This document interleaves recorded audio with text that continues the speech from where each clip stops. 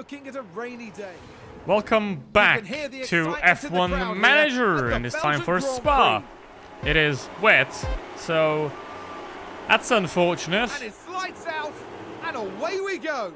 And which means there are going to be wet tires involved, and most likely no pit stops. It's extremely wet. Look at that, 5.18 millimeters of heavy rainfall right there, and Verstappen goes away in P1, followed by Leclerc, Perez, Sainz, and Bottas in P5. Again, absolutely dominating the best of the rest, and Mercedes are in P9 and P14, respectively. So the Alfa Romeo is very strong in this season, and the Mercedes is quite lacking. So one of the most important things will also be, will Bottas be able to beat the Mercedes in the championship? Now, something like that, it does help out when that happens, and Russell and Alonso crash out of the race. Obviously, it leads to a safety car. Nothing really happens after that. However, during the safety car, Ricciardo gets a bit too happy with Stroll, and Stroll gets DNF as well. Ricciardo keeps going, and he's still ahead of Latifi because, I mean, it's Latifi. And now, same story again. Verstappen, Leclerc, Perez, Sainz. Nothing has changed there. And Bottas and Gasly in some distance. And Guan Yu Zhou is going very well as a rookie. Now, towards the end of the race, it is drying out quite a bit. The tires are absolutely ruined. However, it is definitely enough to go over the line and finish a 2-4 here for Ferrari, because the Red Bulls have apparently gone better out of the summer break than the Ferraris. Well, was absolutely dominant before.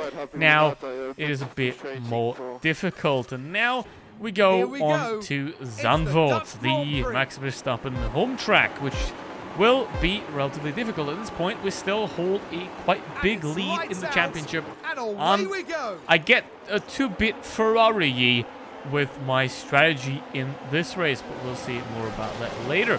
Now, to start off as 1-3, Perez is P2, and Verstappen is in P5 for now. Hamilton fourth. Again, Bottas, Gasly still in there, always going very strong, especially towards the end of the season. And now Sainz gets around Perez, and we have a Ferrari 1-2.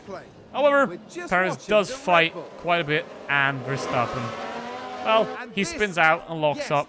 However, that will not stop him in this case. Now, Leclerc, Perez, Sainz still completely glued together. Even Hamilton is in the mix now. The Mercedes seems to have gotten some extra power out of the summer break, and he's doing very well on these circuits. Now, as you can see right there, you have a bit of rain right there in the middle of the race, and I thought I think I can survive with a bit less pit stops. As you can see right here, we're still out on the soft and mediums. I actually put Sainz on new soft, thinking that if it doesn't rain enough, the softs will still be just about good.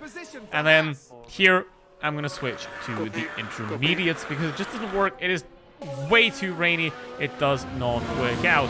And as you can see, everyone else has switched to the wet tires. Ferrari still on the intermediates, 4th and 13th, unfortunately. And at this point, it is time to switch back to the mediums. And I just kept the inters on for a couple of laps more so I can have a very fresh soft. However, at this point, Leclerc is in P4, and Sainz is all the way down in P15. So we went from 1-2 at the beginning of the race to 5-15 in the middle, which is definitely not good. Now, Leclerc goes around Latifi, which is always beautiful. However, Sainz gets completely stuck in a DRS train. He has no chance to get out of there. Leclerc is 37 seconds behind Perez right here. Hamilton gets safe in P2, so Hamilton does seem to have a lot of pace. Meanwhile, Bottas is in P6, and Russell is only 10th. So it is getting quite dangerous there for Russell. He might get overtaken by Bottas here. And Sainz just can't get anywhere. Absolutely horrible race and horrible strategy calls by me in this race. So this was very much certified Ferrari at that point, and there is just this complete train of cars stuck there, all sort of together. Leclerc is 37 seconds behind Perez, so there's no way that is ever going to be able to be caught up. Verstappen wins with a Red Bull 1-2. So we have a very, very strong Red Bull showing right out of the summer break, both in Spa and in Zandvoort. And now we go to Monza with a Red Bull front row lockout. So Red Bull has produced a very, very strong car over the summer break. At this point, and again, trying to split my strategies with Leclerc. However, Sainz has done an oopsie right at the beginning of the race. He's getting a bit too cuddly with a Haas, and he ends up completely and utterly crashing together and destroying his entire car. That now results in a Red Bull 1-2 and Leclerc in P3. However, it does have quite a lot of pace here, and Leclerc does make up the time again, and is running quite a solid race right here and goes back into the lead. Perez is already left behind quite a while.